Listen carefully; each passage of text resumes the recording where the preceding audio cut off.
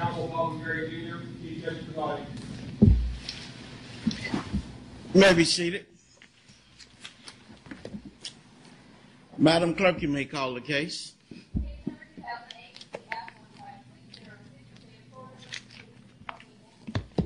Is the state ready? Is the defense ready? Let me see lead counsel at sidebar for just a minute. Okay, Mr. Baez, there's a portion of the opening statement dealing with the defendant having the absolute right to remain silent. Do you want that portion read, sir? Okay, let's bring the jury in.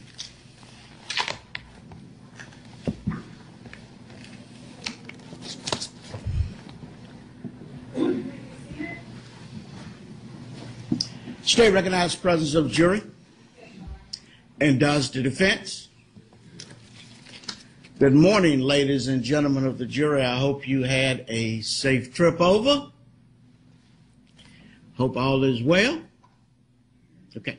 Now, did you heed all my previous admonitions while we were absent from each other, not to read, watch, nor listen to any news accounts of this case? Not to discuss this case with anyone. And last but not least, not to engage in any internet searches or any type of social media type searches. Thank you. Ladies and gentlemen of the jury, you have been selected and sworn as the jury to try the case of the state of Florida versus Casey Marie Anthony. This is a criminal case. The defendant is charged with the crimes of first-degree murder, aggravated child abuse, aggravated manslaughter of a child, and 4 counts of providing false information to a law enforcement officer. The definition of the elements of those crimes will be explained to you later. It is your solemn responsibility to determine if the state has proved its accusations beyond a reasonable doubt against the defendant. Your verdict must be based solely on the evidence or lack of evidence and the law. The indictment is not evidence and is not to be considered by you as any proof of guilt. It is the judge's responsibility to decide which laws apply to this case and to explain those laws to you. It is your responsibility to decide what the facts of this case may be and to apply the law to those facts. Thus, the province of the jury and the province of the court are well defined and they do not overlap. This is one of the fundamental principles of our system of justice. Before proceeding further, it would be helpful if you understand how a trial is conducted. At the beginning of the trial, attorneys will have an opportunity, if they wish, to make an opening statement. The opening statement gives the attorneys a chance to tell you what evidence they believe will be presented during the trial. What the lawyers say is not evidence, and you are not to consider it as such. Following opening statements, witnesses will be called to testify under oath. They will be examined and cross-examined by the attorneys. Documents and other exhibits also may be produced as evidence. After the evidence has been presented, the attorneys will have an opportunity to make their final arguments. Following arguments by the attorneys, the court will instruct you on the law applicable to the case. After the instructions are given, you will then retire to consider your verdict. You should not form any definite or fixed opinions on the merits of the case until you have heard all of the evidence, the argument of the lawyers, and the instructions on the law by the judge. Until that time, you should not discuss the case among yourselves. During the course of the trial, the court may take recesses. During these recesses, you will be permitted to go back into the jury room and take care of some things there. During these recesses, you will not discuss the case with anyone, nor permit anyone to say anything to you or in your presence about the case. If anyone attempts to say anything to you or in your presence about this case, tell that individual that you're on the jury trying the case and ask that individual to stop. If he or she persists, leave that individual at once and immediately report the matter to the court deputy, who will advise me. The case must be tried by you only on the evidence presented during the trial in your presence, in the presence of the defendant, the attorneys, and the judge.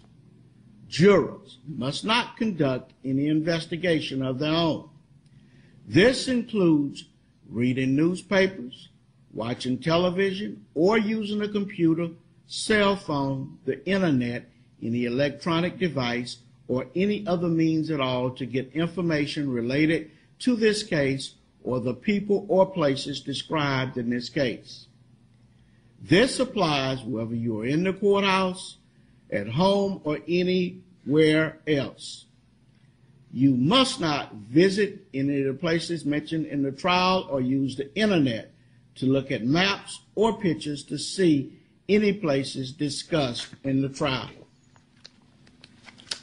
Jurors must not have discussions of any sort with friends or family members about the case or the people and places involved. So do not let even the closest family members make comments to you or ask questions about the trial. In this age of electronic communications, I want to stress again that just as you must not talk about this case face-to-face, you must not talk about this case using an electronic device. You must not use phones, computers, or other electronic devices to communicate. Do not send or accept any messages related to this case or your jury service. Do not discuss this case or ask for advice by any means at all, including posting information on the internet website, chat room, or blog. In every criminal proceeding, a defendant has the absolute right to remain silent. At no time is it the duty of a defendant to prove her innocence. From the exercise of the defendant's right to remain silent, a jury is not permitted to draw any inference of guilt, and the fact that a defendant did not take the witness stand must not influence your verdict in any manner whatsoever. The attorneys are trained in the rules of evidence and trial procedure, and it is their duty to make all objections they feel are proper. When an objection is made, you should not speculate on the reason why it is made. Likewise, when an objection is sustained or upheld by me, you must not speculate on what might have occurred had the objection not been sustained, nor what a witness might have said had he or she been permitted to answer. If you would like to take notes during the trial, you may do so. On the other hand, of course, you are not required to take notes if you do not want to. That will be left up to you individually. You will be provided with a notepad and a pen for use if you wish to take notes. Any notes that you take will be for your personal use. However, you should not take them with you from the courtroom. During recesses, the court deputy will take possession of your notes and will return them to you when we reconvene.